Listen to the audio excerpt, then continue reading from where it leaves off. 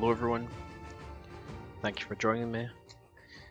Tonight on the Warzone Heresy Scotland podcast, we are going to try something a little different from our usual content.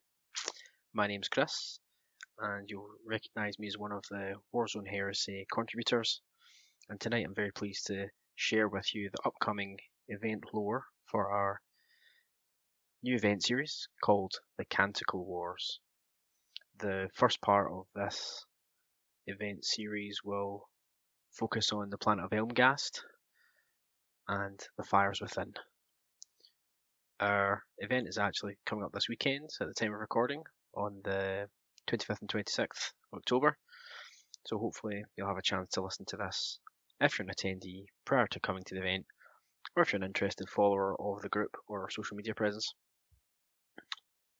This gives you a little bit of insight into the sort of preparation that goes into one of our event's stories.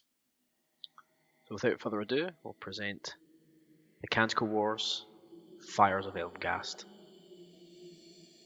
It is a time of legend. The vast armies of the Emperor of Terra have conquered the galaxy in a great crusade, their march carving a path of iron and flame through the void. Countless alien dominions and nameless horrors have been ground to dust beneath the relentless advance of the nascent Imperium, their histories erased, their species rendered to ash and silence. Upon holy Terra, the dawn of a new order rises. Gleaming citadels of marble and auramite crown the imperial palace, their vaults resounding with hymns of victory. Triumphs are enacted to immortalize the victory of the Emperor's chosen sons, the 18 Primarchs. Such glory is a fragile thing, however, and the center cannot hold. The dreams of imperial unity shatter beneath the weight of base treachery. The Emperor's radiant vision lies broken as his favored son, Horus Lupercal, the newly anointed War Master of the Imperium, turns from the Father's light and kneels to the blasphemous whispers of the warp. Where once the legions stood as brothers, they now reap one another in a bloody harvest of betrayal. The warriors who once brought illumination to a pitiless cosmos are sundered into loyalist and traitor factions, their oaths drowned in blood amidst the endless laughter of ancient gods. On the blackened sands of Istvan V, the first great betrayal is sealed in slaughter. On this damned world, the War Master triumphs, and the Emperor's avenging hosts are butchered in their multitudes. Ferrus Manus lies headless and cold upon the black sand, his death song sung by the treacherous blades of his once beloved brother Fulgrim. 2 Primarchs have vanished, their fates swallowed by the maelstrom of war. The imperial truth, once proclaimed as the unyielding creed of reason, lies torn and bleeding in the ruins of empire. Across the length and breadth of the stars, 1,000 wars ignite in the wake of such perfidy. Secrets are forged in shadow or lost to the cold abyss, and dark compacts are struck in lightless voids and on forsaken worlds scoured by Astarte's wrath. The dreams of knowledge and enlightenment has ended, and the greatest war of history begins.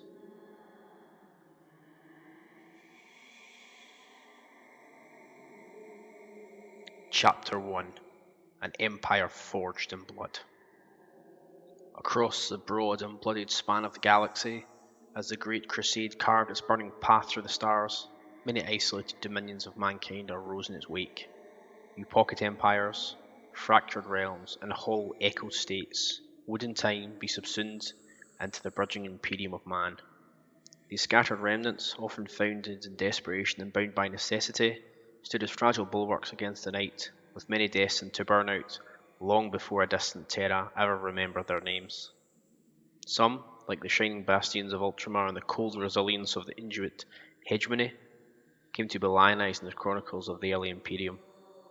These were realms where order held, where the Emperor's word was made law, and where the machinery of civilization still turned with purpose. They were the exceptions. Beyond them, hidden in the deep shadow of the void, lay countless other holdings, lesser realms whose stories were spoken of in hushed tones, have spoken of it all in the courts of the imperial palace. These were places where the Imperium's light barely reached, where compliance was won with blood but was rarely followed by aid or judicious oversight. While nominally subjects of the Imperium and bound beneath the early banners of the Pax Imperialis, such frontier fiefdoms functioned in practice as isolated and self-governing states. Lacking the grandeur of Mars's great forged cities or the purity of Luna's gene-lathed population, these worlds instead bore the scars of millennia of solitude, and had made grim bargains to ensure their continued survival. In such forgotten corners of the galaxy, survival was a creed, but not a right. With precious little reinforcement from the distant master of mankind, such colonies adapted to the harsher realities of a hostile cosmos, often with ruthless ingenuity. Their cultures twisted to fit the circumstance they found themselves in. Martial traditions elevated brutality to doctrine. Faith grew warped under the weight of unrelieved suffering. Ancient technology was repurposed into crude idolatry of power. Where diplomacy failed, war thrived. Internecine violence against Xenos marauders and even fellow notionally imperial enclaves became not only common, but expected. In these forsaken regions, to expand was to conquer, and to survive was to dominate. It was in one such place, far from the unity of the Sol system, and still shrouded in the myth-drenched rumours of the Veiled region, that a grim and ill-starred cluster of systems lingered on the edge of memory. The Carcass Straits. A name more often muttered than recorded, the Straits stood as a dark example of what mankind became when left too long in the dark. Here, amid the nebula-choked void and shifting gravitational shoals, a forgotten remnant of humanity endured, but remained scarred by the wars of its past, reshaped by the terrors of isolation, and now hardened into something fearful. Little contact passed between the Straits and the wider Imperium during the latter days of the 30th millennium. What news did emerge was unsettling. Infrequent reports, errant signals, or broken astropathic screams spoke of a realm teetering between barbarisms, yet surviving still, perhaps against all odds. And so as the galaxy spiraled towards the apocalypse of the Horus Heresy, and brother turned upon brother in the Emperor's name, the Carcass Straits waited in shadow, a lonely, festering wound on the edge of imperial space, forgotten by history perhaps, but not by fate.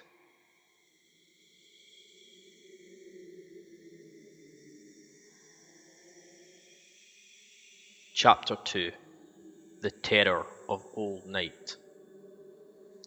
The first colonization efforts in what would come to be known as the Carcass Straits trace their origins, like so many of humanity's earliest forays into the wider galaxy, into the chaotic and half-mythical era lost to the long shadows of Old Night.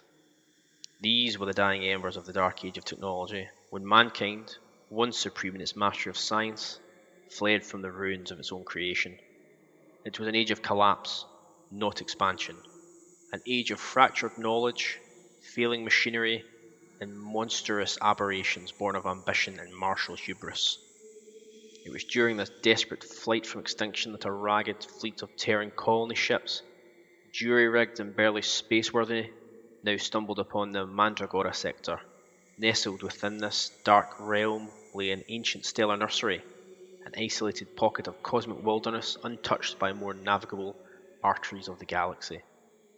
Here, vast clouds of radioactive gas and the shattered remnants of unformed worlds drifted in eternal silence, cloaking the system from prying eyes and offering shelter from the predators, both organic and synthetic, that now stalked the stars. To the weary refugees, this place was no mere sanctuary, it was pure salvation. Shielded from the outside interference, the nebulae provided the perfect crucible in which to begin again. Terraforming expeditions were launched with haste, and settlements were rapidly established on worlds orbiting the 7 main sequence stars embedded within the dense clouds. Each of these 7 colony arcs, bearing the last hopes of entire populations from Earth, made planetfall upon a habitable world, quickly initiating the grim process of survival in a place that did not welcome them. Yet what had once been a refuge soon revealed itself to be a prison. The very isolation that had spared them from annihilation now ensured their slow decline. Cut off from the wider galaxy and burdened with the deteriorating technology they no longer fully understood, the colonies became insular, wary, and increasingly hostile to each other. Their proximity, forced by the narrow band of viable star systems within the Carcass Straits, only worsened matters. Without external trade or support, every resource became a matter of life and death, and every asteroid built a potential flashpoint. In time, the initial landings came to be remembered as the Seven Judgments, a term born not from triumph but from bitter recognition that each colony had been fated to suffer. What began as a tentative cooperative effort soon devolved into fierce, unbridled competition. As resource shortages mounted and terraforming engines began to fail, diplomacy soon gave way to brinksmanship, and commerce yielded to sabotage, and finally, piracy. Each fiefdom, clinging to its crumbling inheritance from old Earth, turned inward, and then subsequently turned against its neighbours. Despite the desperate appeals of their ambassadors, a war became inevitable. Not one born of ideology or even ambition, but one of necessity. An interstellar conflict waged not for conquest but for survival. The void between these stars had once sheltered them, and now ran red with fire and blood. Thus did the dream of salvation in the Straits give way to a bitter age of intercolonial war, and a sad echo of humanity's oldest patterns of behaviours. First to seek peace, but only to find ruin within its flailing grasp.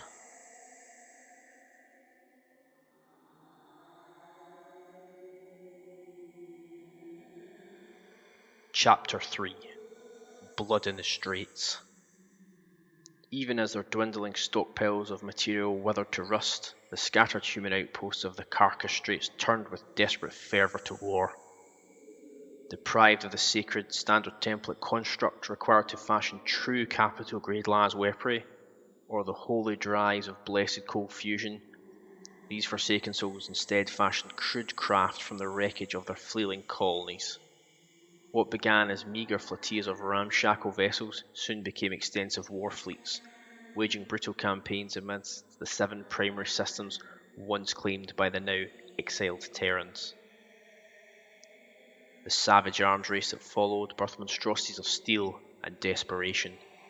Half-wrecked void hulks and dangerously unstable gunships, their reactors screaming with barely contained nuclear fury, clashed in the abyssal dark. In those early blood-soaked years, the combatants relied on coarse auspex sweeps for detection and primitive rocketry for offence, their macro cannon batteries hurling crude solid shot to shatter the hulls of their foes.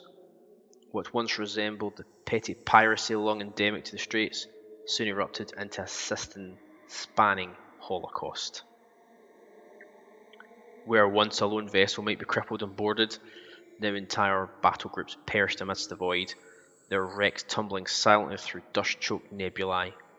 Each shattered hull carried with it the lives of hundreds of colonists, now turned warriors, their deaths unmarked and unsung. As the conflict dragged on and the blood tides grew unbearable, boarding actions of unspeakable savagery became the war's grim signature. Survivors were few, and those captured faced only slavery, sacrifice to accursed powers, or perhaps granted the cold mercy of the airlock. Worlds fell one by one. With their void ships shattered and their orbital guardians silenced, many colonies succumbed to starvation, plague, and the slow death of neglect. Their cities decayed into ruin, their bones bleaching beneath hostile suns, standing as mute memorials to mankind's hubris. Others perished in far more apocalyptic fashion, scoured to bedrock by atomic fire once their meagre defenders in orbit were slain, their atmospheres burned away in planetary purgation. In time, only 2 powers endured within these accursed lands. The scions of the House of Tenebrae, cruel and secretive in their dominion, and the choirs of the Scarlet Canto, an honourable remnant whose hymns of war shuddered across the void with each volley of fire from their vessels. Both factions stand as scarred relics of mankind's colonization efforts in the Carcass Straits, mute proof that even on the far edge of the galaxy, in the cold shadow of the Emperor's unquiet throne, war alone is eternal.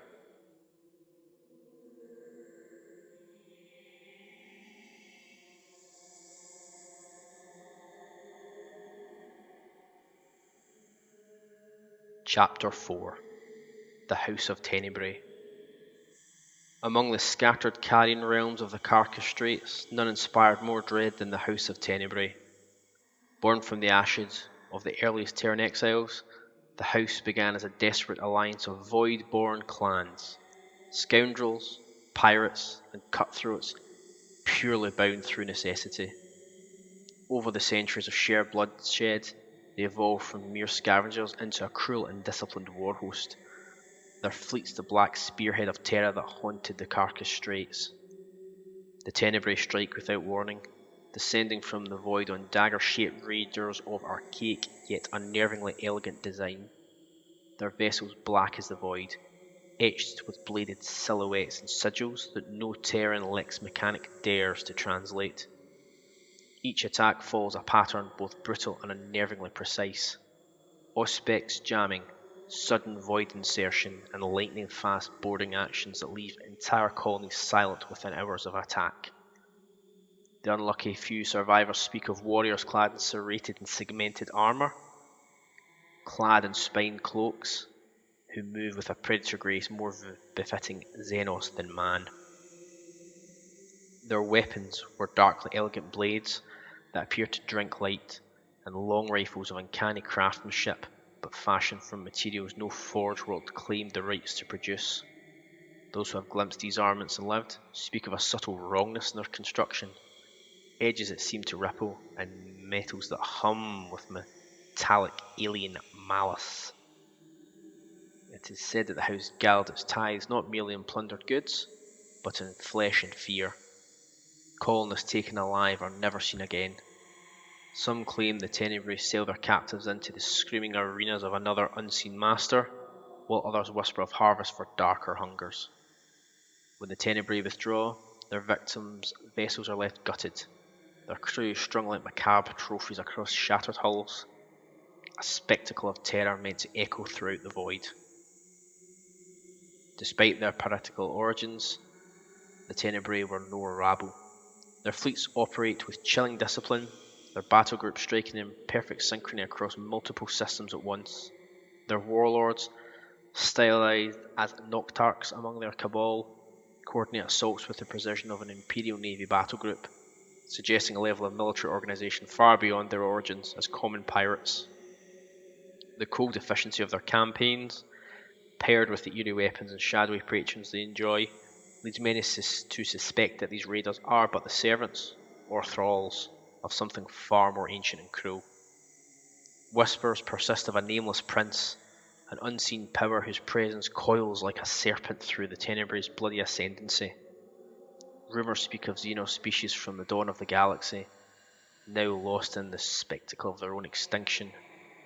Wicked corsairs who have found in these renegades humans and eager disciples. Whether thralls, allies, or something more profane, none can truly say.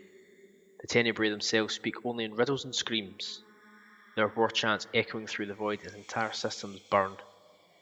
Where their black pennants fly, hope dies, and the very stars themselves seem to bleed. In the Carcass Straits, the House of Tenebrae is not merely feared, they are awaited, as inevitable as nightfall.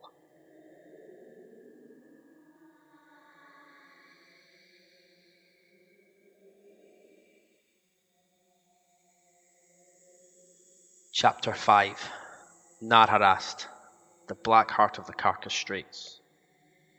At the edge of a ragged asteroid belt known to voidfarers as the Winds of Silence, hidden deep within the veiled currents of the Carcass Straits, drifts the shrouded cradle of the House of Tenebrae, the dark planetoid Narration. To cartographers it is little more than a cursed shadow in the void, its location whispered across dead Vox channels and encrypted pirate code. To those who have endured its gravity wells and lived, it's a place of eternal night and endless hunger, a world cursed by black seas and endless rainstorms. She's a drowned planet, a surface broken by jagged basalt ridges and high ruins, swallowed by the oceans of cold, oily, dark water. Perpetual rainstorms scour its surface, black rain sheeting down in a ceaseless torrent.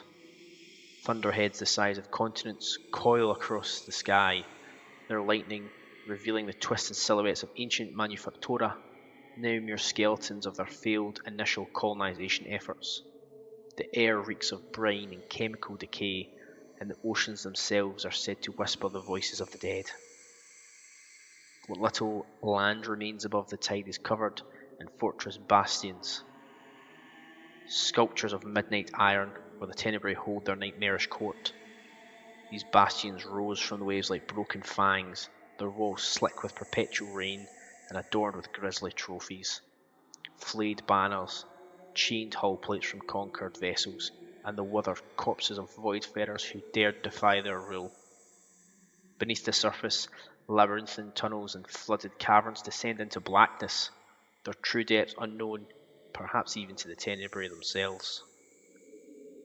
Encircling Naharast is the wrecked crown, a vast asteroid field interwoven with the shattered remains of centuries of plundered ships. Hulking derelicts drift silently through the void, their hulls torn and gutted, their decks frozen with the corpses of crews long dead. Some are merchantmen, others the carcasses of Xenos vessels felt unfit for salvage. Nevertheless, each wreck bears the scars of the Tenebrae's cruelty, burned out drives, eviscerated hulls, and the unmistakable eldritch sigil of the house carved deep into the armor plating. Navigating the wrecked crown is suicide for all but the Tenebrae's own pilots. The asteroids shift with an unnatural rhythm, and voice sigils are swallowed by a static that some claim is more than mere electromagnetic interference, a guttering transmission laced with a distant, mocking laughter. Those few spies and renegade traders who have set foot upon the planets of the Tenebrae speak of a nameless prince and a dark court hidden beneath the storm-racked sea, where the Noctarchs of the house commune with their unseen master. There, beneath impossible pressures and deep black waters, the Tenebrae gather to offer their tributes of slaves and stolen souls. Strange ghost lights are said to flicker in these depths, and unearthly screams echo up through the abyss. Some believe that the house bows to a rogue psyker cabal, or perhaps a warp entity masquerading as a god. Others, perhaps more fearful or more learned, whisper of darker places that are hidden beyond real space, worlds of slaughter and laughter where the prince and his kind hold sway. Despite its hellish environment, Naharast is a fortress of terrifying efficiency. Its black-domed shipyards lie half submerged in the sea, birthing raider vessels with a speed that defies their crude human origins. These voidcraft, knife-edged and unnervingly graceful, are forged from scavenged, Terran-pattern wreckage and mysterious alien alloy, their hulls reinforced by techniques no mechanicum artisan can replicate. Each launch is marked by a grim blood ritual and thunderous hymns, the screams of the sacrifice echoing across the storm-lashed waters as the vessels take flight. From this drowned throne, the House of Tenebrae strikes outward in perfect predatory synchrony. The Carcass Straits burn in their wake, their raids precise and merciless. Naharast itself remains untouchable, veiled by astral storms, defended by the wrecked crown, and guarded, if the darkest whispers are to be believed, by powers that are neither human nor merciful.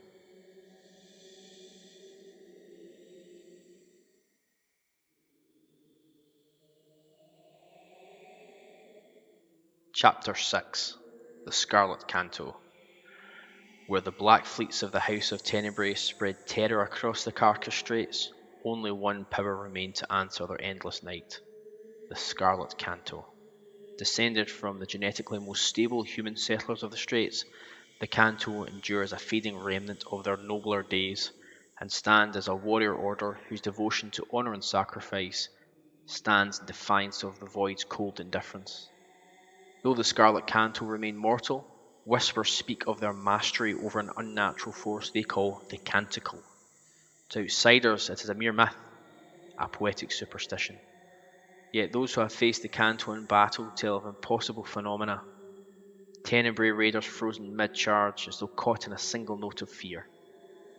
Void shields collapsing in silent harmony, reality itself warping to the rhythm of their battle hymn. Observers who have studied these events report subtle but undeniable traces of warp resonance, though no psyker has ever been identified amongst the Canto's ranks. The Canticle is said to be a remnant of a song older than the Imperium itself, a vibration of pure will drawn from the hidden frequencies of reality and immaterium alike. To the Canto it is not sorcery but devotion. They know it as the music of the spheres and believe it to be a holy prayer given form. Whether a psychic discipline, an undiscovered science, or something far stranger, none can say. What is known is that the Canto's choirs raise their voices in unison, and the void itself seems to listen to them. Despite their supposed mysticism, the Canto are no mere dreamers. Their space fleets are lean and precise, their commanders trained in the art of void warfare and the philosophy of personal sacrifice.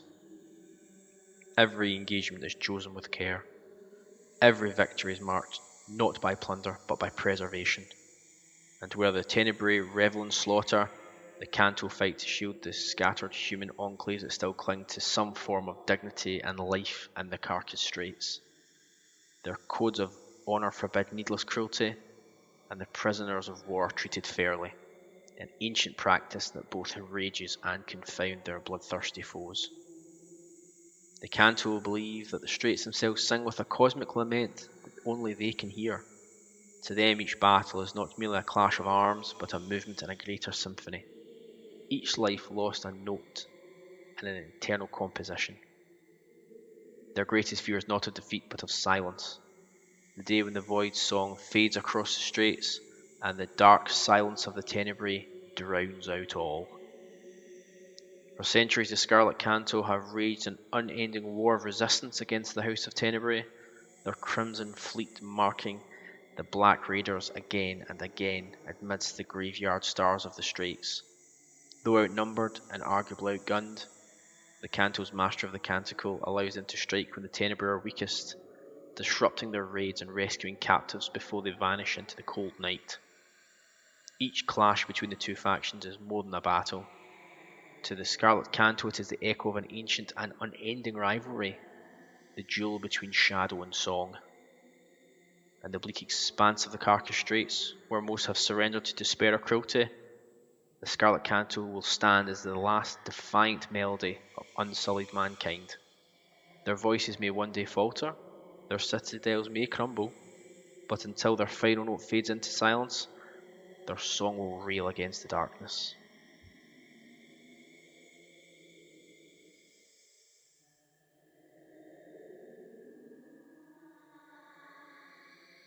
Chapter 7 Elmghast, the Crimson Dune of Echoes. At the heart of the Carcass Straits, beneath a blood-red sun, turns the arid mining world of Elmghast, a planet of restless sands and resident snow, birthplace and bastion of the Scarlet Canto. Once envisioned as a prosperous colony of industry and extraction, Elmghast has instead become a shrine of defiance, a world where the grinding labour of survival merges with the music of war. Elmghast is a world of endless red deserts, a surface scoured by ceaseless gales that drive colossal dunes across the horizon. The sands themselves shimmer with metallic flecks, staining the air with a copper tang and igniting crimson lightning storms that can flay unshielded flesh to the bone. Beneath the thin sky, jagged mesas rise like the broken teeth of some dead, colossal beast, their strata veined with rare minerals that hum faintly when struck by the mournful desert wind. These natural resonances are said to carry for kilometers, producing low tones that Terran explorers once dubbed the Choir of Stone.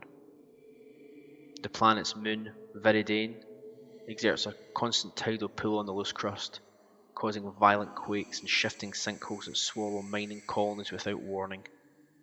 Vox traffic is often disrupted by the electromagnetic storms that sweep across the equator, their lightning strikes dancing in rhythmic flashes that some claim form patterns of unnatural and unknowable symmetry. The first settlers of Elmghast sought fortune in the planet's deep crust, for its rocks are rich with silicate crystals, ferroceramite veins, and the rare plasma-reactive compounds coveted by Mechanicum Factorums. Vast excavation drills, fusion pits, and solar thermal arrays once dotted the deep desert. Now their skeletal remains are half buried beneath the wandering dunes. At the height of its glory, Elmghast exported refined minerals and raw energy output to distant colony partners, its mining consortia rivaling smaller forge world enclaves in output. Today, much of that infrastructure lies dormant or repurposed by the Scarlet Canto. Where once great smelteries roared, the Canto have carved echoing amphitheatres into the mine shafts, turning the once bustling ore pits into training grounds and harmonic sanctuaries. Solar towers that once powered strip mines now energize void shields and laser weapon arrays. Their deep crystal mines, long abandoned by the original colonists, are rumoured to contain hidden vaults where the Canto commune with the mysterious force that they know as the Canticle. From the dunes rise the choirs eternal, vast monolithic citadels of ferricrete and resonant stone, fortress monasteries that are half mining complex, half blessed cathedral, their walls etched with hymn script and inlaid with silver filigree that catches the sun's dying light at dawn and dusk. At twilight, when the desert winds strike the fluted towers and the moon draws near, the entire structure is said to thrum like a colossal organ. Pilgrims to the site claim the vibrations carry prophetic messages, while their data tethers record inexplicable harmonic patterns. Within these bastions, the Scarlet Canto perfects both blade and song. Their weapons, crafted from crystalline veins of Elmghast herself, are forced to resonate with the planet's natural frequencies, humming with a low, threatening note withdrawn in anger. When the Canto march to war, the shifting sands carry their hymns across the deserts like a living tide, a sound said to chill even the cruelest hearts of Tenebrae raiders. Though Elmghast is no longer a hub of commerce, its mineral wealth continues to feed the Scarlet Canto's war effort. The planet's deep core reactors and forges grant them energy to power their void fleets, while the resonant crystals harvested from the deep mines serve as the key medium for their unique technologies. The hive complex of the Choirs Eternal sprawl across the crust of planet, rich in activity and industry. To the Imperium, Elmghast remains a lost asset, a once promising colony now in the grip of warrior monks whose strange powers and stubborn independence defy easy reclamation. To the Scarlet Canto, the planet is sacred ground, and a living instrument to which the eternal song is played.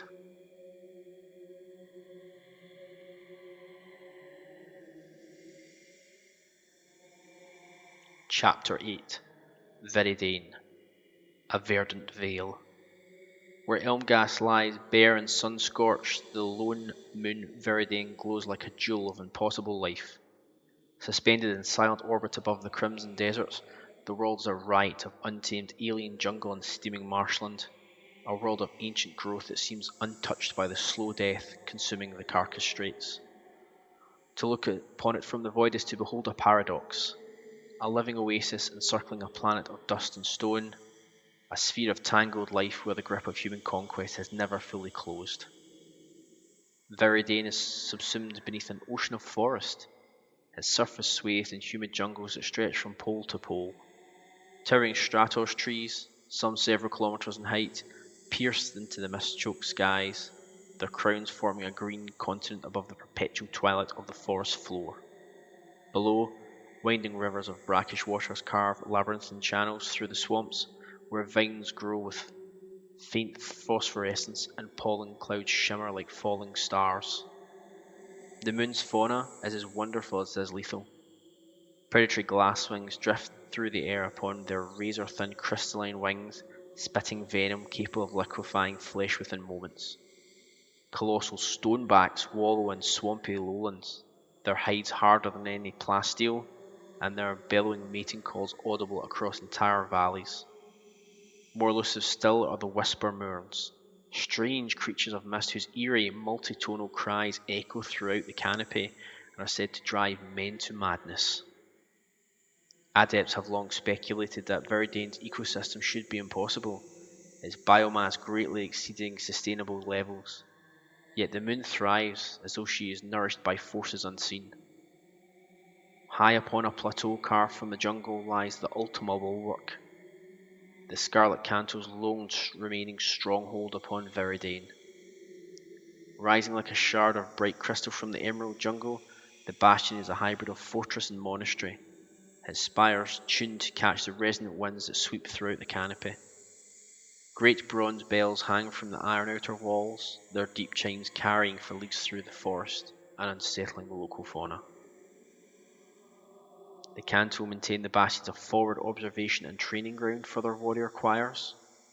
New recruits are brought to the moon to endure the moon's endless trial, Weeks are spent surviving in the untamed jungle, their minds sharpened by the constant threat of an ambush, and their ears quickly attuning to the natural harmonies of the forest.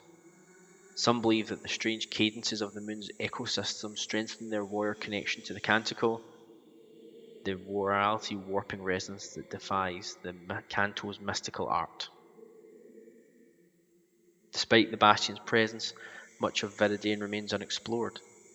Deep within the equatorial canopy lies regions of impenetrable mist where no scout has returned, and sensor auguries detect periodic bursts of unknown energy. Ancient ruins, black stone archways choked with vines, occasionally emerge from the shifting earth after quakes, their surface inscribed with dire symbols no scholars can decipher. Some whisper that these structures are older than the galaxy's recorded history, perhaps remnants of an ancient Xenos civilization whose song may have once shaped the very stars.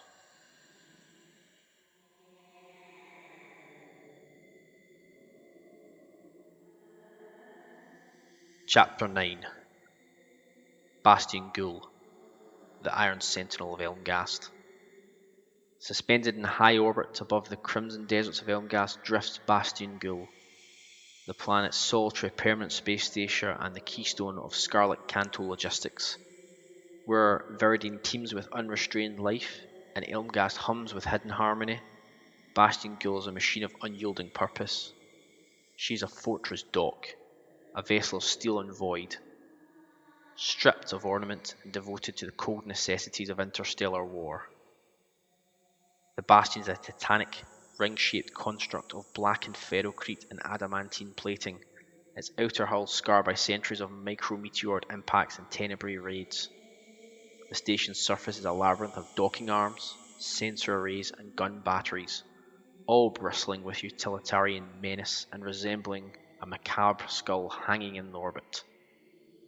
Massive void refinery stacks vent constant gouts of plasma exhaust into the hungry void, their pale yellow light casting a sickly halo around the station as it encircles Elmghast's ochre sky. The station was originally built as a mining and energy relay during the early exploitation of Elmghast, designed to process mineral shipments and siphon power from the planet's solar arrays. Though the original architects withdrew long ago, the Scarlet Canto have maintained and expanded the structure, turning its heavily militarized hub into an area to refit and supply their war fleet. Where once ore haulers queued for docking space, now warship anchor in silence, their hulls resupplied by tireless servitors and grim-faced Canto tech adepts. Every level of Bastion Ghoul is dedicated to functionality. The outer ring houses hangar bays and void shield generators, each overseen by watchful gunnery crews ready to repel any Tenebrae raid. The central spine contains power cores and data crypts, where encrypted tactical schematics are stored behind layers of cogitator firewalls and automated defense turrets. Living quarters for station personnel are austere and Spartan, with bare metal walls, recycled air, and the constant machine noise from the station's unending operation. Unlike the Scarlet Canto's surface fortress, Bastion Ghoul is devoid of all ceremony. Orders delivered in clipped binaric tones, maintenance rites are brief, performed purely to appease the blessed machine, and ensure the reactors are kept stable. The station's crew are hardened void men and Canto warriors. Their discipline is cold and precise as the station itself. Though it lacks the mystical resonance of Elmghast or the untamed vitality of Viridian, the Bastion Ghoul is perhaps the most strategically vital of all the Scarlet Canto's holdings. It serves as the first line of defense against the House of Tenebrae and coordinates fleet movements throughout the sector. Its sensor arrays sweep the Carcass Straits for incoming raiders, while its powerful lance batteries and well-stocked torpedo silos are calibrated to annihilate enemy ships before they can close to invade the planet below. Tenebrae forces have attempted to breach Bastion Ghoul numerous times, but the station's overlapping void shields, reinforced gun turrets, and highly disciplined defenders have repelled every assault. Scarlet Canto commanders describe it not as a place of inspiration, but a necessary citadel, an iron fist that allows their more spiritual domains to endure in perpetuity.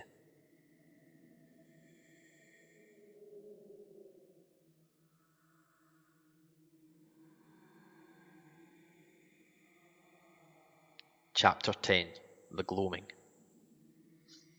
The closing years of the war between the Scarlet Canto and the House of Tenebrae came to be known in remaining fragmented records as the Gloaming, a slow grinding descent into desperation that left the choirs of Elmghast bloodied and cornered within their system. Across void and soil alike, the Tenebrae struck with a precision that betrayed the cruel intelligence of the nameless prince, whose hunger for captives and desire for the secrets of the Canticle drove the conflict to its bitter crescendo. The shattering of the Mornsong Belt. First strike. The campaign began in the outer Mornsong Belt, a ragged train of asteroid colonies and mining outposts that once served as early warning bastions for the Scarlet Canto. Tenebrae fleets emerged from the void in perfect silence, their black-hulled raiders led by the dread flagship Obsidian Requital, under the command of the Noctarch Vaeth Karos. Karos, a war famed for both ruthless cunning and Edicam, executed a masterful three-pronged assault that cut Canto patrols apart before they could relay any early warning to Elmghast. The Admiral Seraphine Valcour, High Cantor of the Scarlet Canto, and master of their Void Fleet, marshalled her ships for a quick counterattack.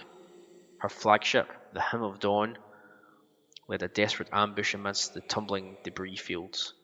Though Valcour's gunners crippled two Tenebrae cruisers and detonated an asteroid refinery to block their further rapid advance, the Tenebrae's alien-forged mimic engines outpaced the Canto's slower warships. Karos withdrew unscathed, leaving the belt a silent graveyard and the Canto's outer sensor nets in ruins. The burning of Viridane, the second blow. With the outer defences shattered, Karos drove his fleets towards Viridane, intent on severing the Canto's jungle moon from Elmghast and claiming its mysterious flora and fauna for the prince's twisted experiments. Tenebrae strike cruisers descended through the moon's thick cloud layers under the cover of electrostatic storms, disgorging boarding parties of void cutters and needle fighters. The planet quickly became a war zone as the Scarlet Canto's warrior choirs fought among the towering Stratos trees and phosphorescent riverways, singing blade meeting splinter rifle in the steaming twilight, the Canticle thrumming through the very soil as Canto defenders collapsed jungle canopies to trap advancing raiders. Admiral Valcour herself led a counter-offensive through the misted river valleys, her battle armour smeared with blood and alien ichor. Though the Tenebrae suffered heavy losses, their purpose was fulfilled. Hundreds of civilians and wounded warriors were taken alive, their screams echoing through the night as the raiders vanished back into orbit. Captured survivors spoke of torture and vivisection, their blood used in rites to draw the song from the stone, all in honour of the nameless prince. The scouring of the red expanse, the third wound. Even as Viridane smouldered, Tenebrae raiders launched lightning strikes against Elmghast itself. Under the blood-red sky of the red expanse, deserts, mining colonies, and energy relays were gutted in a series of surgical raids. Tenebrae sabotage teams breached deep core mines, slaughtering workers and seizing resonant mineral cores, said to amplify the warp-bending effects of the Canticle. High Cantor Valcour led her mobile defense wings across the shifting dunes, deploying fast-strike aircraft to intercept any Black Raiders. For a time, the Scarlet Canto held the line, but the Tenebrae's relentless attacks quickly forced Valcour to withdraw back to her shattered fortresses to protect the planet's core settlements. Abandoned towns and towers burned like dying stars across the desert night, their loss crippling Elmghast's ability to resupply its fleet. Within the primary hive, the planet's civilian populace huddled against the chill of encroaching darkness. Retreat to Bastion Ghoul. The iron must stand. By the campaign's final months, the Scarlet Canto were bleeding from 100 wounds. The Mornsong Belt lay silent. Viridane's jungles burned in a haze of alien toxins. Elmghast's mining economy lay shattered. Driven by the nameless prince's thirst for captives and the Canticle's hidden power, Noctarch Karos launched a culminating assault, a full fleet engagement aimed at seizing Bastion Ghoul, the keystone of the faltering resistance.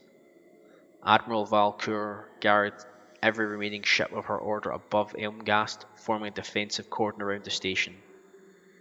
The battle that followed was a nightmare of void fire and desperation. Scarlet Canto cruisers executing precision land strikes, battering Tenebrae spearheads away, while Bastion Ghoul's torpedo silos spat death into the void. But for every Tenebrae vessel destroyed, another slipped through the defence net, its crews screaming seemingly alien war cries as they attempted suicidal boarding runs. Valkyr herself was badly wounded when a volley of plasma pierced the command bridge of her flagship, the Hymn of Dawn, yet she refused evacuation. Badly burned, partially deafened by the colossal blast, her stuttering transmission to the fleet of the Choirs Eternal was but a single line, carried across the void on encrypted Vox channels. The song endures. Though the Scarlet Canto held Bastion Ghoul, the price was to be ruinous. The Canto fleet was shattered, their moon defiled, and Elmghast left scarred by fire and blood. The Tenebrae prepared to regroup in near orbit, their holds heavy with captains and stolen equipment, a final assault mere hours away.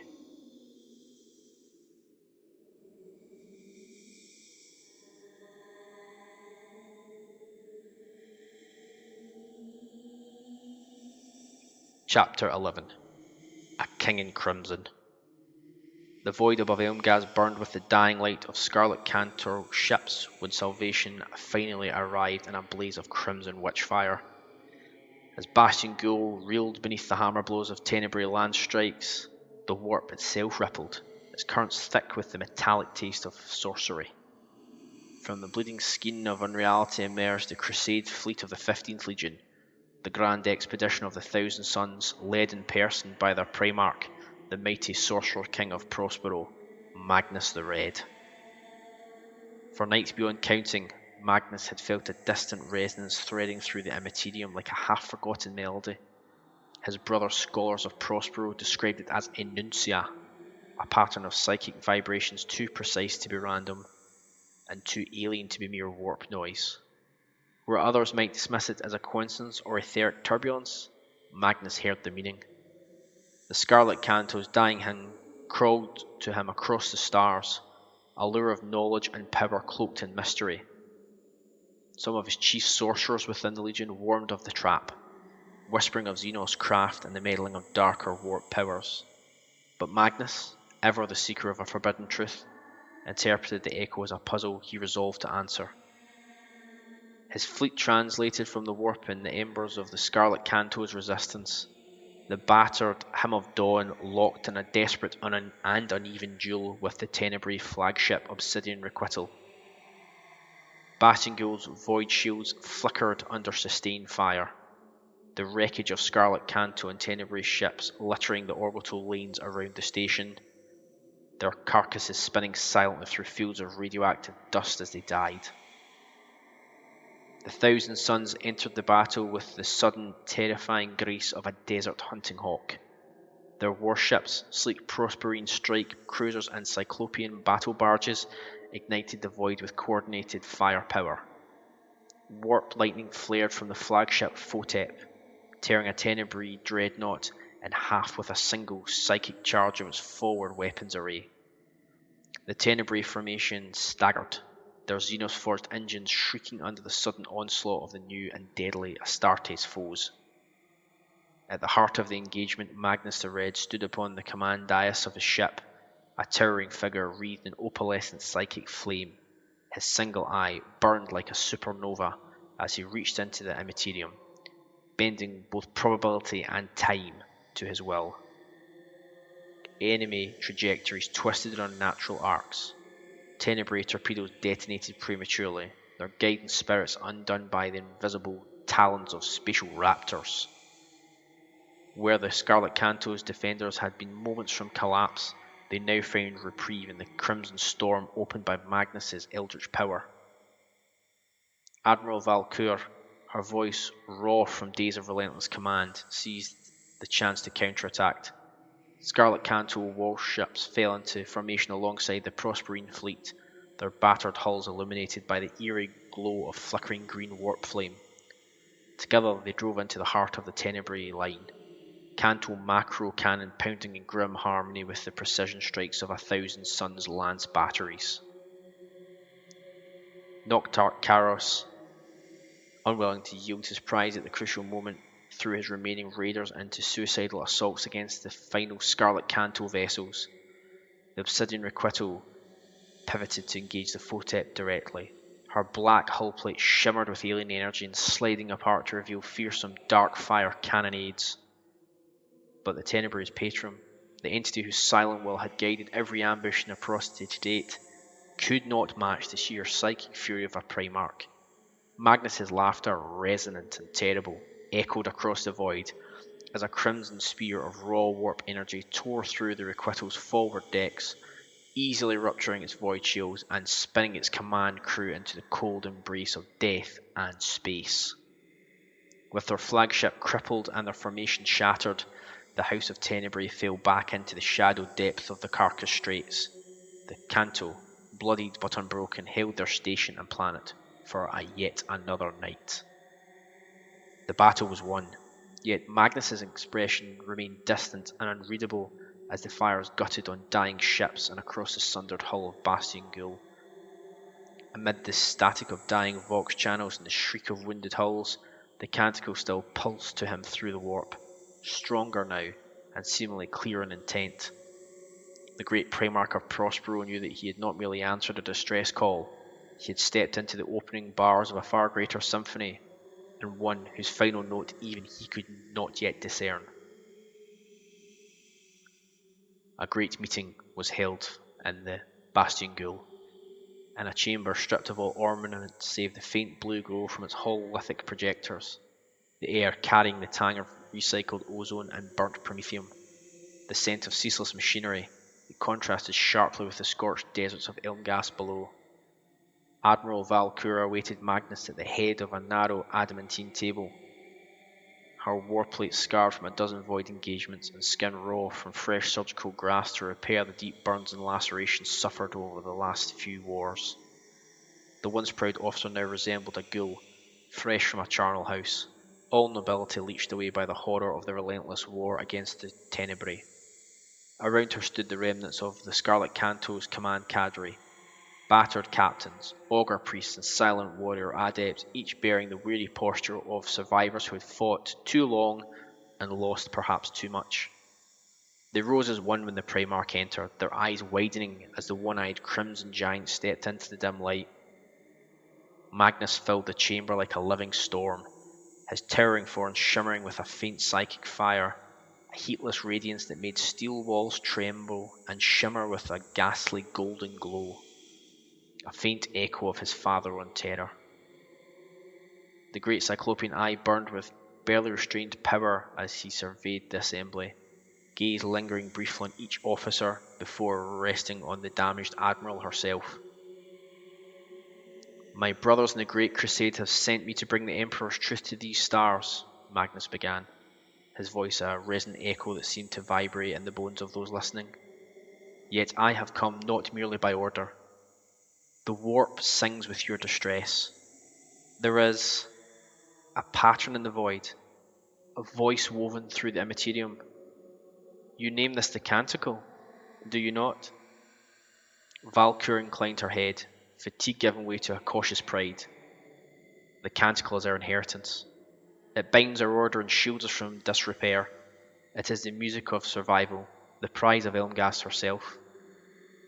At this, several of the choir priests intoned a low sound in harmony, a sound so subtle it barely carried through the stale air of the compound. Magnus felt the note ripple across his mind like the tremor of a distant earthquake. It was beautiful, haunting, and even, beneath the resonance, he caught a flicker of something else, a quiet, discordant undertone, surely too deliberate to be mere chance. The protective words and runes carved into his masterwork armor groaned briefly, their rising heat palpable against even his near impenetrable hide. Magnus's gaze drifted to the hololithic projectors of Elmghast's surface. He saw its endless deserts, the land etched with scars of mining operations and recent raids. "Your song reaches across the warp," he said slowly. "Yet the warp is no passive sea. It hungers. It answers. Are you certain this canticle is of your making? One of the choir priests bristled. It is the soul of Elmghast. The very stones resonate with your Emperor's will. The Emperor's will? Magnus repeated, his tone all but unreadable, his eyes narrowing fractionally. Perhaps. Or perhaps another listens. Perhaps another who delights in harmony twisted to their own design. The echo I followed was too perfect, too inviting. It was not unlike the call of things I have encountered in the dark and deep corners of this sea of souls. Valkyra's expression tightened, though her voice remained steady. Do you speak of the nameless prince, my lord? Perhaps, Magnus allowed. Or perhaps not. The thought came unbidden to him, but he did not speak it aloud. He had felt this cadence before. The lure of a pattern just beyond mortal comprehension, the subtle shaping of psychic resonance into something that was asking to be believed, which first begged for worship, and then, at the twist of a viper's bite, demand obeisance. It was the same sense of vague unease he had felt in Prospero's deepest vaults when his father had once warned of powers best left untouched, and how foolish such restraint appeared now. The Primarch carefully placed one enormous scarred hand on the table, the metal groaning under the weight of him. I will defend your world, he said, and the chamber seemed to exhale in relief. But know this. This canticle is no simple hymn, no song of defiance. It is a door, and within the warp, a door can open both ways. Valkyr met his gaze without flinching for the first time, though a quiet tremor passed through her voice. Then help us. Keep it closed. Guard it by our side, my lord Magnus. Magnus inclined his head, but his single eye lingered on the faint shimmer of psychic resonance that clung to the chamber walls like a bitter aftertaste. He knew the truth he could not yet share. The canticle was not merely a shield for the Scarlet Canto. It was a power from prehistory, and something the warp was already listening to the chaotic storm rising around Elmghast.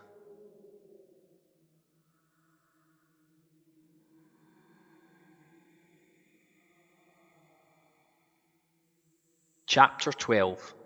Red Harvest on Naharast.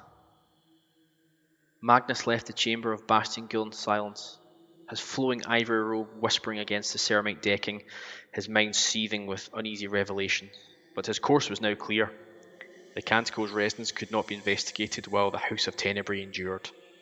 Their black citadels, their void raiders, their unspeakable princes, all must be excised from the Carcass Straits before the war song could be tamed. Within hours of the council's end, the Primarch marshalled the might of the Thousand Suns fleet for a campaign of retribution. Scarlet Canto warships, battered but unbowed, joined the rearguard of the Prosperine fleet in solemn accord. The target was the shadowed birthplace of the Tenebrae, the shrouded world of Naharast, the drowned labyrinth where the raiders had first once filtered to their nameless master. Navigators spoke of the system as cursed to Magnus. They explained Naharast circled a cooling and dying scar, its skies veiled by the colossal wreck crown. The asteroid field formed from centuries of shattered hulls and looted wreckage. Shattered freighters, barges, and ancient cathedral void ship of the Canto floated in an endless drift, their twisted frames forming a labyrinth of jagged metal. The Tenebrae had turned this graveyard into a fortress now, seeding it in their retreat with hidden gun platforms, minefields, and ambush nests. As always, the Photep led the van, its mighty hull flanked by the battered Hymn of Dawn and the scarred Canto cruisers that remained. Magnus stood upon the command deck as the fleet translated into the debris field, his lone eye once again alight with warp fire. Psychic auguries flared across the void, revealing the hidden murder webs of the Tenebrae, and at his silent command, the Thousand Suns struck. Sorcerous fire lands from Prosperine warships, tearing through asteroid fortresses and hollowed hulks where Tenebrae gunners crouched in ambush. Scarlet Canto frigates darted between wrecks like blades of night, their macro cannon reducing raider skiffs to clouds of iridescent and incandescent slag. At the heart of the wreck crown, the obsidian requital awaited, partially repaired from its mauling above Elmghast. Noctarch Karos, the architect of the Scarlet Canto suffering, commanded from the wreckage of his shadowed bridge. Under the gaze of his unseen prince, Karos railed every surviving Tenebrae warship to his side for a final stand against the liberating Imperial fleet. The battle was a slaughter of iron and psychic will. Magnus unleashed explosive psychic storms that bent trajectories and folded space, turning the Tenebrae torpedoes back upon their launchers. Sekhmet Terminators teleported aboard enemy hulls, their combi bolters barking in cold precision as they purged the decks of screaming, alien-influenced raiders. Karos met the assault with his typical savage cunning. The obsidian requital cut a bloody path through the Canto vanguard, its mimic engines shrieking with stolen power. In response, Magnus himself descended upon the flagship, striding through its blackened corridors in a storm of teleportation flare. Witness accounts speak of corridors warping under his psychic pressure, of raiders turning to ash before they could fire, vaporized under his steely gaze. They spoke of a cleansing fire rampaging through corridors and defense posts. When Magnus eventually reached the command bridge, Karos was nowhere to be found, only a faint trail of dark warp energy leading to the planet's deepest catacombs giving clue to his escape.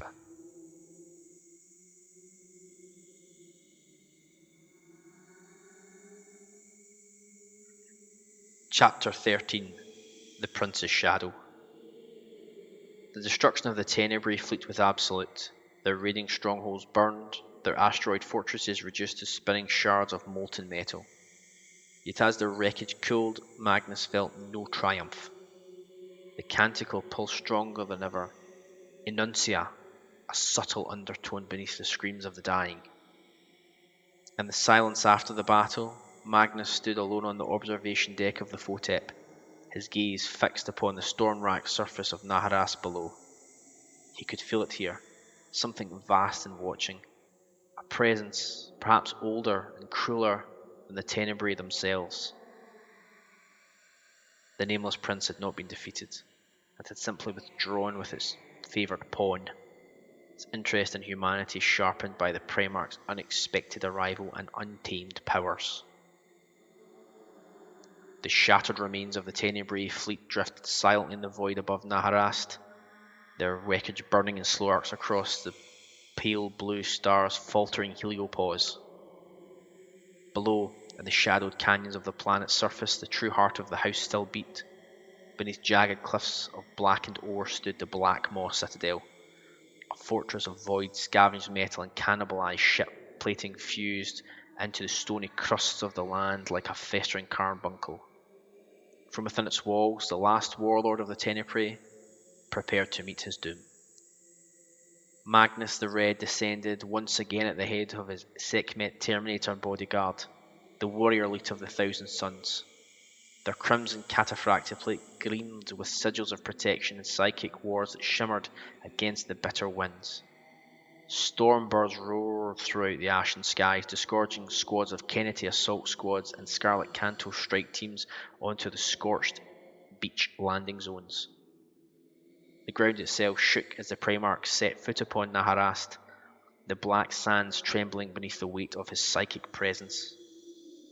The approach to the fortress was a gauntlet of crossfire and hidden traps.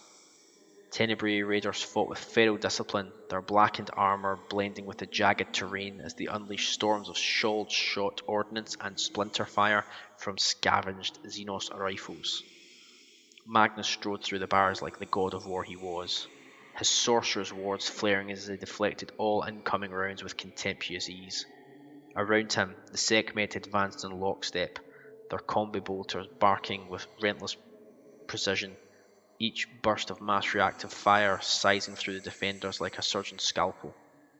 Kennetai mystics slaughtered the human defenders with contemptuous ease, shattering barbaric pirate cutlasses on pure steel psychic weapons forged in the blessed Indian fanes of Prospero.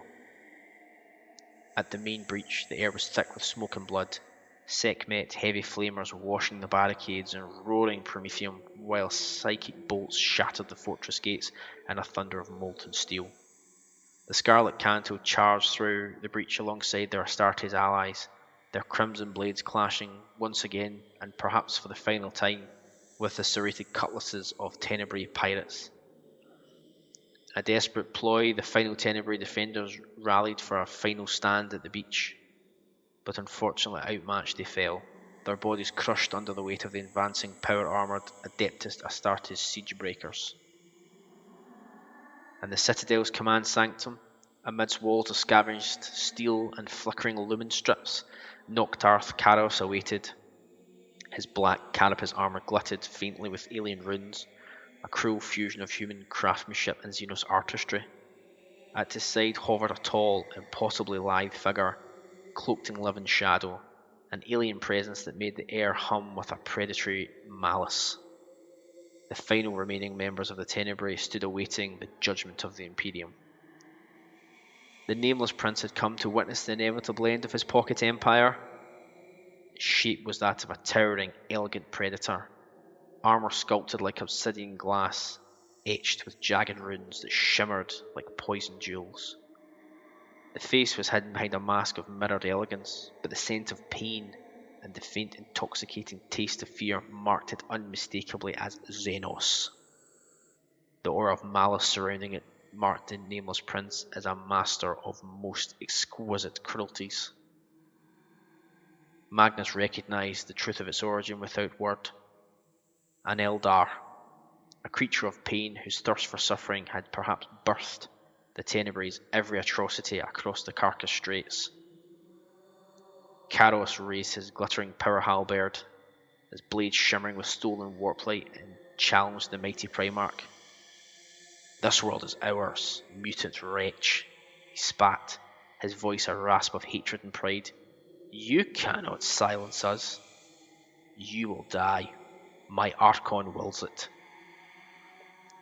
Magnus stepped forward, his single eye burning with restrained fury.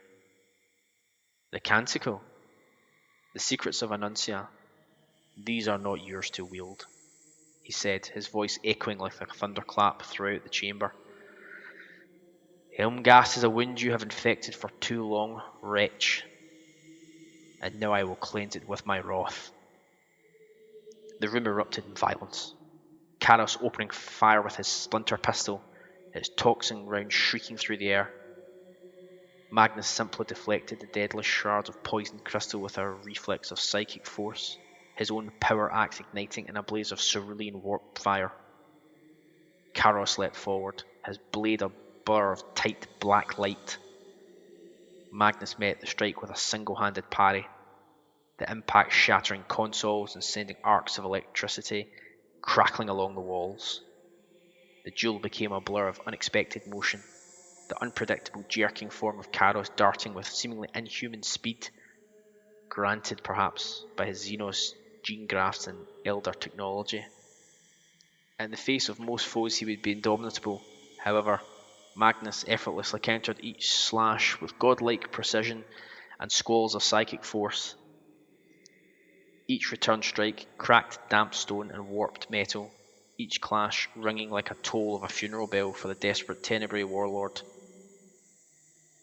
The now revealed Archon watched with cold amusement, stepping lightly across the ruined dais, sidestepping slick pools of seawater and blood, its presence radiating a hunger so refined it bordered on artistry. At times, it moved with a grace that seemed to defy reality, flickering at the very edge of Magnus's preternatural sight, as though it existed half within another dimension and half within the ruins of Naharast. Magnus felt the warp tremble around the prince, and he tasted the metallic tang of a power that fed not on the immaterium, but on agony herself. Magnus had sensed such desire in the Sea of Souls once before, and he had rejected its lurid promise. Such strength was hollow, soiled in desperation and lust. With a final surge of psychic might, Magnus disarmed Karos, tearing the halberd from his grasp in a storm of crimson lightning. The Noctarch fell to his knees, armor scorched and bleeding from a score of killing wounds. Before Magnus could deliver the final blow, the Archon moved forward. Reality folded in a shimmer of obsidian light, and the Xenos was suddenly before the Primarch. A stiletto blade of impossible sharpness poised at his throat. His voice, when it came, was like silk stretched across a razor. Such beauty in this battle, Crimson King. Such potential in this pain. But you're not ready to hear the final verse of this sympathy. Foolish one. That lies far from here, on the accursed soil of your Terra.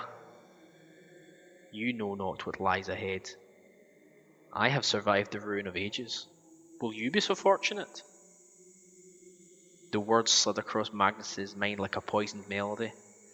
In that instant he glimpsed images of screaming souls suspended in fractal cages of dark light, of entire imperial systems consumed not by fire but by endless perfect suffering.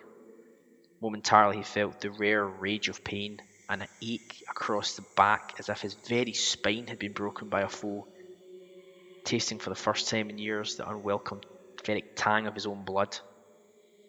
He felt the Archon's will brushing the warp like a musician, carelessly plucking strings, crafting discord into agony, perhaps too much, perhaps too exquisite for a mortal to comprehend, and perhaps showing Magnus, now reeling, a glimpse of wars to come. Magnus struck in response, but his mighty blade passed through the now empty air. The Archon had vanished in a ripple of enfolding shadow, its mocking laughter echoing across dimensions as it entered the protective embrace of a mighty shadow field. Only the fading aftertaste of alien cruelty remained to Magnus, like the echo of a note never fully played out. At his feet, Karos lay dying on the cold deck, his final breath a guttering rasp of defiance. The pain cannot end, he whispered, before Magnus's gaze snuffed the life from his eyes in a flare of warp energy, his stare utterly lethal to the now ruined human. The Black Maw fell silent. Sekhmet warriors secured the citadel, their heavy clanking tread echoing through corridors. But Magnus knew the truth now. The war on the Carcass Straits was not won. The Tenebrae were broken, yet their mysterious Archon still lived, perhaps carrying the reality-bending secrets of Annuncia into the shadowed web-like labyrinths beneath reality. Standing amid such wreckage, the Crimson King felt the warp pulse with a rhythm that he was no longer sure of. The canticle sang on, a melody of power that neither victory nor death could silence. In that moment Magnus understood that the battle for Elmghast, and if the visions he had been gifted were true, perhaps for his own soul, had only now just begun. The Black Maw burned. Magnus watched in silence from the command deck of the Photep as the final sentence of a vengeful emperor was carried out. Below, the battered wall of Naharast writhed in the atomic fires of Exterminatus. From orbit, the surface glowed with the slow agony of atmospheric ignition as cyclonic torpedoes bored deep into the planet's core, the mountains shearing apart in incandescent cascades, oceans boiling to choking vapor, and the once mighty fortress world of the Tenebrae fracturing into a storm of molten glass and choking ash. The order had been given without flourish, as was the way of the Thousand Suns. No survivors, and no sanctuaries. The Scarlet Canto captains spoke of the Emperor's justice with grim satisfaction, their voices flat and cold.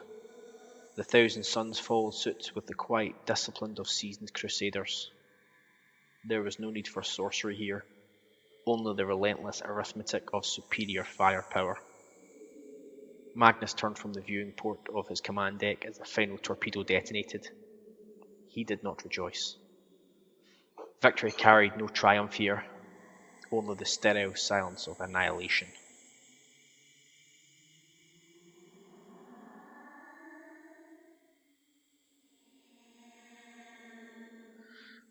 Return to Elmghast. The Thousand Suns fleet translated from the dying Tenebrae-held system and set course back to Elmghast, the Scarlet Canto's scarred homeworld. As the red deserts of the mining planet swelled in the viewport, Magnus felt a heavy stillness settle across the fleet. Their victory had been absolute, yet it tasted of dust. Bastion Ghoul hung in a high orbit, its ringed silhouette stark against the sky. The station still bore the scars of her countless battles, with blackened armoured plating, shattered sensor masts, and an entire hull section sealed with crude ferrocrete patch. The vessel endured, however, the iron heart of a once-lost Terran civilization clinging to survival. Scarlet Canto warships formed a wary honour cordon for the Imperial fleet as the Thousand Suns flagship approached their homeworld, their battered crimson hulls reflecting the pale light of Elmghast's dying sun, mimicking their saviour's livery. Magnus disembarked with a small honour guard of Liberius offers. No psychic flames herald his arrival this time. The Primarch walking along the docking corridors in silence, his towering presence already enough to still every voice. Servitors hissed and clicked, the air heavy with the tang of machine oil and recycled oxygen. This was not the alien jungle of Viridane, nor the now festering corpse of Naharast. It was a world of stone and steel, shaped by the relentless label of honourable human hands. Admiral Valcour met him in the central strategem of Bastion Ghoul, flanked by her surviving captains. She was no less scarred and smoke-stained than her world, but her eyes burned with the hard clarity of those who have survived, and perhaps seen too much. "The Tenebrae are ended," she said, her voice carrying both relief and caution. "Their fleets are ash. My lord, their world is nothing but molten rock. And yet Elmghast stands, largely thanks to your intervention and the heroism of your sons." Magnus inclined his great head. "The House of Tenebrae is no more," he agreed, "but the echo of their master remains. The Canticle still stirs in the warp, I fear, faint but unbroken. And the prince, well, he escaped our grasp." Valcour's expression hardened somewhat. "Then the threat endures." "The threat remains, my friend," Magnus said quietly. He looked beyond the strategem's armoured viewport to the endless red deserts below, the surface shimmering with the heat of mining reactors and the glow of dust storms sweeping across empty expanses. He felt the Canticle there, the lingering resonance of a powerful Enuncia magic drifting just beneath the sands. A force that science, nor silence, would entirely tame. Magnus turned back to Valcour and her assembled captains. "Fortify your world," he commanded. "Guard her skies. Whatever the Archons sought here, others will surely seek again in the future. But you will not face it alone. We will protect you. On the world below, I ask you guard the relics of your order in kind. Secure in the deepest places the sigils and musics of your canticle. What you believe to be the benign and ancient song of creation is the very speech with which reality can be unmade. The powers you hold were never meant for a mortal mouth, and destruction will surely follow in the wake of such a symphony. I ask that you silence the song. Speak the words no more. By the orders of the Emperor, the guidance of the chambers of Prospero, and the edicts of imperial truth, I must command this." The Admiral bowed her head in solemn acceptance. Around them, the cold machinery of Bastion Ghoul thrummed with the steady rhythm of life and labour. The station's void shields flickering with a faint blur of renewed power, the fragile promise against the vast darkness beyond her skies. Magnus lingered only a moment longer. His victory over the Tenebrae had brought Elmghast a reprieve, but not salvation, he feared. The nameless prince remained at large, its cruel hunger unquenched, and as for the faint growl of Enuncia still whispering at the edges of his perception, he worried there was an unfinished song waiting simply for another verse. When the fires of the Tenebrae war finally guttered out, the great crusade turned its gaze fully upon Elmghast. The Thousand Suns fleet, hull still blackened from the ruins of Naharast, hung above the deserts like a constellation of silent judges. Below, the battered colony of the Scarlet Canto braced herself for the inevitable declaration of imperial compliance. It came not as a threat this time, but with quite inevitability. On the command deck of the Photep, Magnus the Red stood beneath the sigils of the Greater Imperium and offered Elmghast a place within the growing dominion of man. No rhetoric or conquest was required here. The last surviving admiral of the Scarlet Canto, Seraphine Valcour, knelt only briefly before rising to meet the Primarch's single burning eye. Elmghast will endure, she said, her voice carrying across the chamber like a steel blade drawn from a scabbard. In the name of your Emperor, we accept compliance with a glad heart. Magnus inclined his great head once more. A faint trace of something like respect, or perhaps disquiet, flickering across his scarred features at her words. Then rise, my Governor Valcour. The Imperium will honour your strength with glad hearts, and we will demand it in return in the ages ahead.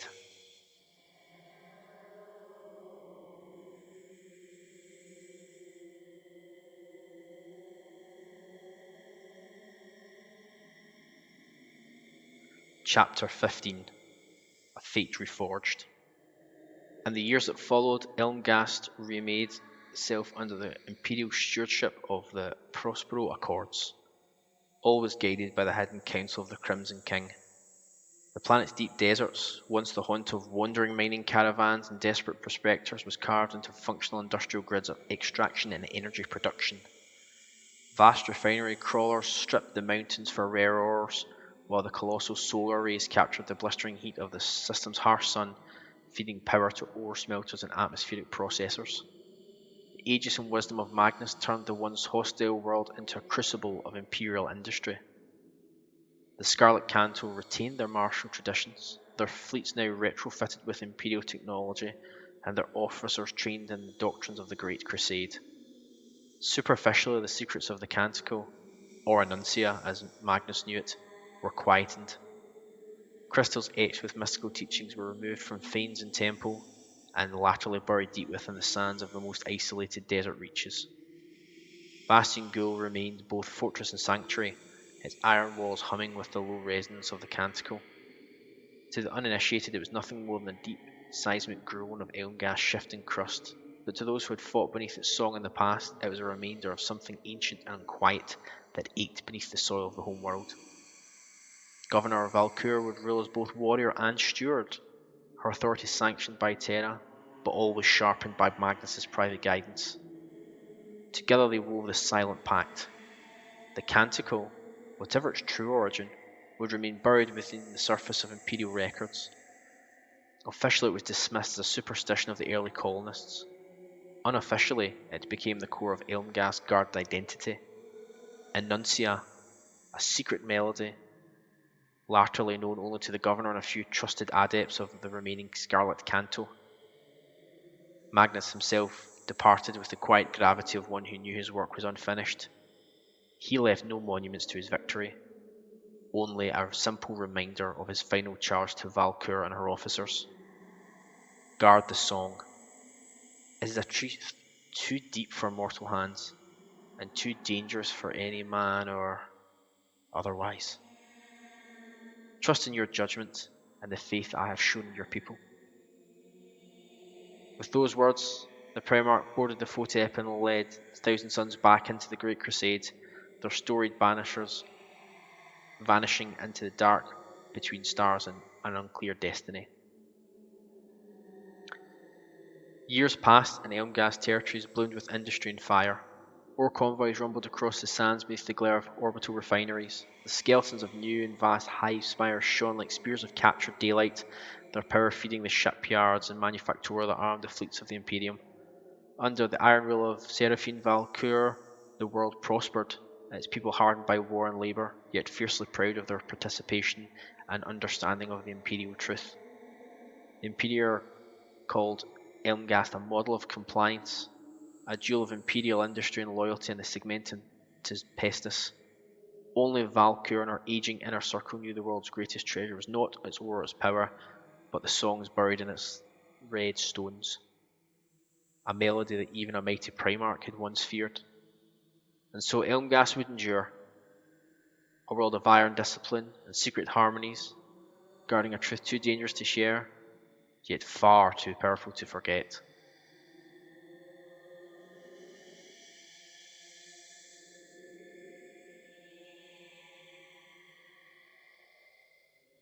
Chapter 16. A Shadow of Treachery. Soon the years would turn to decades, and unto a century or more. Memory must pass to rumour, and inevitability to myth.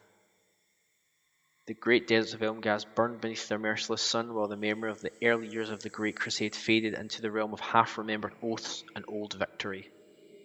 Governor Valcour was now long dead, finally succumbing to the rigours of age that even the almost magical science of the Imperium could not deny.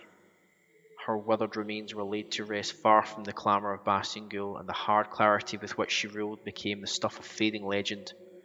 Her successor governed with competence, but perhaps without her iron resolve, and their grasp of the hidden truth she had once guarded was reduced to mere fragments of riddles and machine-encoded hymns, lathed into crystal spheres held deep in the bowels of the planet's most secret and wild places. Elmghast endured as a lonely imperial outpost in the Carcass Straits, a world of rust-coloured deserts and blackened mining grids far from the main arterial trading routes of imperial power. Its solar arrays and vast extraction manufactura produced rare ores of laterally immense value, metals and isotopes critical for void-ship hulls, titan reactor cores, and the secretive energy and gravitic weapons of the Mechanicum. Though still compliant, it remained remote, watched more for its productivity than for its loyalty. The fires of war would ignite, however, and soon the quiet ranges of the Carcass Straits, once merely a forgotten frontier to the growing Imperium, would draw the eye of men and gods alike. By her own decree, Valkyr was carried deep into the lonely reaches of Elmghast wilds to lay at rest, far from the hum of the mines and the clatter of her orbital station. There, amidst the wind-scoured canyons of the Karun Plateau, her followers raised a shrine unlike any other seen on the planet. The structure was hewn directly from the living rock, a black monolith ringed by silent solar pylons whose crystal panels caught the harsh light of Elmghast's sun and reflected it in dull crimson halos. Inside, the walls were clad with ore-polished plates engraved with the history of the Scarlet Canto's generations-long struggle against the Tenebrae, each line cut by the finest artisans who laboured in reverent silence at her tomb. At the heart of the chamber lay Valkyr's sarcophagus, a seamless block of dark iron sealed with rivets of gleaming silver. Upon its lid rested a single grave marker, unadorned save for a few practical etchings recording her name and later imperial titles. Despite reason, in the nights following her last interment, the marker began to change. First it began as a faint discoloration, a shimmer across the dull surface, as though some unseen hand had traced letters in a line that none now recognised. Then, over successive nights, lines of strip slowly emerged in flurries of crystalline dust, shallow and razor-fine, as though etched by tools too delicate for any mortal to use.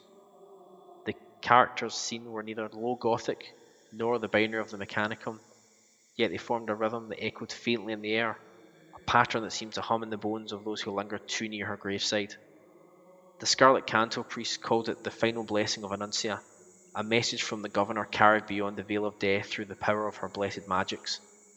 The Mechanicum declared it an unexplained electrochemical reaction and ordered regular auspex sweeps of the habitat. Some miners claimed to hear soft choral tones when the desert winds howled through the pylons, as though Valkyr's spirits sang within their iron spines.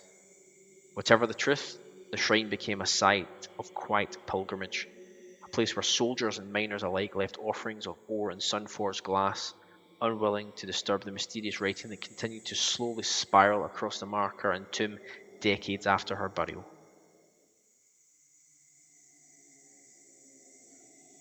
Now, with the fires of the Horus Heresy sweeping across the stars, the name Elmghast emerged once more from obscurity. The War Master turning his gaze towards the Carcass Straits, not merely for conquest but for resources to fuel his rebellion. The ores of Elmghast Dense, heat-resistant, and rich in rare earth isotopes were coveted for the construction of war machines and the binding of mysterious warp-forged weapons. Through the warp, faint as an echo of a dream, Horus also heard the stirrings of the Canticle. The same elusive resonance that had once drawn the great Magnus the Red whispered now to his war master, promising hidden power and ancient secrets. The unquiet murmurings of the warp's filled denizens counselled Horus that to unmake the Emperor foe the powerful warp magic of Annuncia would be required. Words spoken in defiance of a father who had turned his back on a vulnerable Imperium, a cry for vengeance that would not be denied, and a song of ruin to end his corrupted empire. Elmghast was not to be a prize of iron and stone. It was a world that sang in glory, and Horus would claim the melody of Annuncia for his own final assaults on Terra.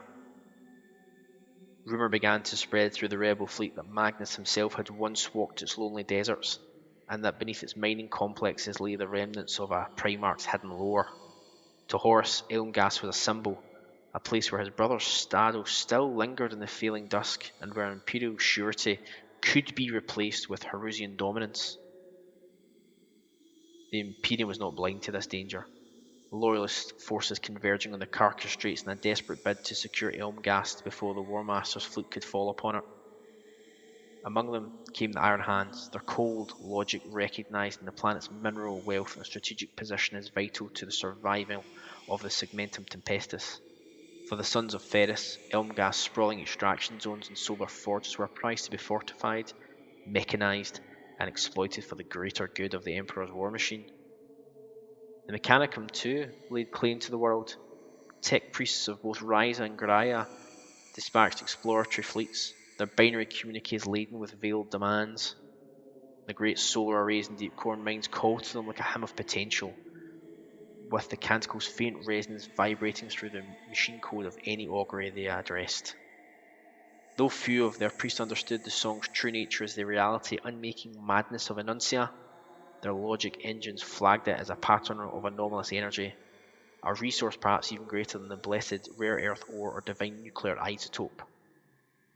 Across the Imperium, those few who knew of Elmghast's forgotten history whispered that the Canticle was stirring once more, growing clear with every passing cycle of the sun. Astropaths reported dissonant choirs in their dreams, and navigators felt subtle distortions near the system's main gravity well. Elmghast now stands upon the edge of a civil war, its mine still digging, its solar array still glooming, while fleets of unimaginable power slip through the dark towards an orbit. To the War Master, it was a forge for rebellion. To the Loyalists, perhaps a keystone for survival. To the Mechanicum, a riddle of energy and machine song. White fleets of titanic power crept through the void, and the Canticle hummed faintly across the warp. Elmghast people began to change. In the endless deserts and deep tunnels of the ore seams where the solar array's glow could not reach, whispers passed from miner to trader, from pilgrim to priest. It began as a low murmur carried on the carrion winds, a pattern of syllables that defied grammar yet struck a chord in the mind. The few remaining Canto priests dismissed it as the ghosts of ancient hymns, but those who lingered in the sound, who felt the rhythm, became clear the secret speech was in fact ancient Annuncia. At first it was nothing more than a sound, a half-heard intonation hidden within the shrieks of sandstorms, a harmonic buried in the desert and rumble of smelter, a strange vibration that made tool sings when struck against the ore vein, but soon it shaped itself into meaning, a music that carried concepts without language, soon images of infinite voids, of cyclopean towers rising beneath alien stars, of a throne wrought not of gold, but of shadowed iron. From these dream visions arose a new devotion, not to the nameless Prince of the Tenebrae, whose cruel alien games belonged to an eldritch and older era, but to a presence vaster and more intimate, the Dread Sovereign. The cult claimed no hierarchy, no scripture. Its followers gathered in the abandoned mines and echoing processional halls, their chants a strange and broken echo of the once pure canticle, the sounds and speech patterns stolen from the once buried relics of their world. These sermons spoke of the Dread Sovereign as a dream of kingship older than man, a mighty ruler who struck through force of arms, and by blessed word in the material realm would be realized. A ruler who could reshape reality through pure utterance of will, a devotion to be worshipped and exalted. The miners spoke of the now rising Annuncia as sound as law, a way of speaking the cosmos into blind obeisance to their dark sovereign. Those who chanted the syllables claimed they were not words but vibrations of elemental truth, tones that could make the ore veins resonate like struck bells and cause the solar pylons to hum in sympathetic chorus. Witnesses described impossible phenomena, shadows lengthening against the sun's path when asked, ore machines locking into patterns of perfect symmetry at the strike of the sacred tone, the desert winds carrying harmonics that now left listeners shaking with fevered awe as impossible structures of steel and iron were whispered into existence, their structure in defiance of gravity and the known geometries of imperial science. The Mechanicum declared these events to be mere acoustic anomalies, pressure shifts in the mine shafts, glinting electrical discharges across solar arrays, developing construction methodology. However, a few curious tech priests would begin to record the tones in secret, finding in Nuncia the pure mathematical ratios that should not exist, prime sequences that mapped out no known physical law. The machine spirits grew restless, vox systems repeating syllables without human input, as though the planet itself was beginning to speak the very secrets of the Omnissiah's will. Soon even the servants of the Mechanicum would be drawn to the thrall of Annuncia. Their curiosity developed into macabre experimentation and the development of accursed technologies fit only for material conquest.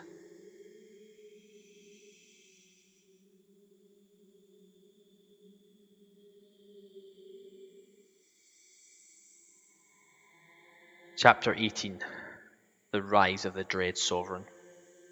The cult of the Dread Sovereign spread like a heat-born mirage, silent but inexorable in the face of imperial ignorance. And the pilgrim caravans to the shrine of Valcour, miners and garrison soldiers alike awoke from feverish dreams, thinking of black thrones at the heart of a starless void, its occupant a glinting shadow whose bloody crown was the infinite skies of home. They spoke of a gaze that dissolved flesh and memory, leaving only obedience to the sacred utterance that was Annuncia. Even those who resisted the chant felt its pull, pregnant women reporting their unborn children stirring in rhythm to unseen music. Ore haulers claimed to hear the syllables through the groaning of their heavy machinery. Across Elmghast, work crews began to strike their time and tools to the pattern, forming a rhythm that resonated throughout their minds and across the desert night until even the Mechanicum's auspex began to report and record faint and inexplicable harmonics. Impossibility became the norm as the ancient mysteries of Elmghast reasserted their power in the preaching of the enlightened. The imperial garrison issued widespread edicts banning gatherings and outlawing the chants, but still the cult grew, wordless, seemingly leaderless, and ever relentless, as if the dread sovereign required no priest to call his faithful home to worship. As Horus's fleet crept nearer and the loyalist warship raced to intercept them, Elmghast itself seemed to lean towards the approaching revelation of the Horus Heresy. The power of Annuncia threaded through the planet's red winds, the hum of the solar arrays, and the pattern still endlessly growing on Valkyr's iron grave marker. It carried no promise or salvation, only a cosmic invitation. The song rumbled without mercy, a law without origin, and a power that could unmake or remake reality for the price of sanity itself. Beneath the shadow of the civil war, the people of the Elmghast awaited a voice older than the stars. Some had feared it, others prayed to it, but all heard it. The dread sovereign was not yet seen, but Annuncia had already begun to speak his demands. To build, to design, to explore the machineries of pain and power, to take to the stars, to spread the word of Annuncia amongst the willing and unwilling alike, and finally, to conquer. The void around Elmghast grew heavy with ships and ill omens, and beneath the war banners of War Master and Emperor alike, the planet shuddered. Loyalist and traitor, Mechanicum and mortal, all would be drawn into a struggle whose true battleground lay not only in the heavens, but in the language of Annuncia. A coming conflict of words, wills, and realities where every utterance could become a weapon for the empowered. The Canticle Wars have begun.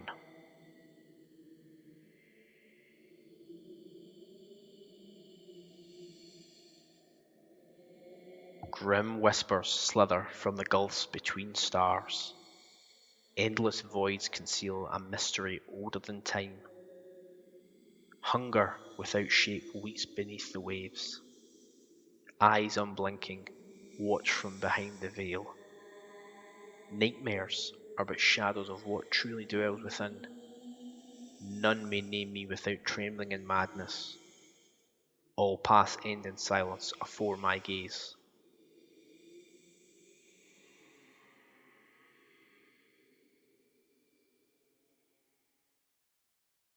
And if you're hearing this, thank you very much for staying with us and joining us for the retelling of the ancient lore of Elmghast, the wars of the Carcass Straits, the rumoured intervention of Magnus the Red and the Thousand Sons, and finally the rise of the Dread Sovereign, their cult, and how that may in time affect the wider wars of the Horus Heresy.